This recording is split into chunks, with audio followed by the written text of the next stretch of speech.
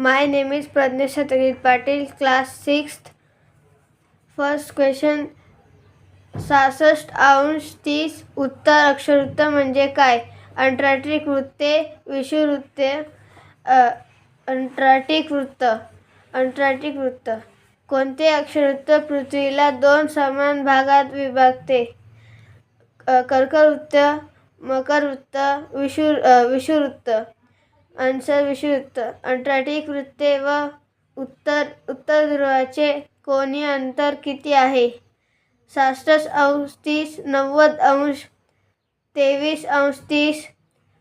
Answer 23°30.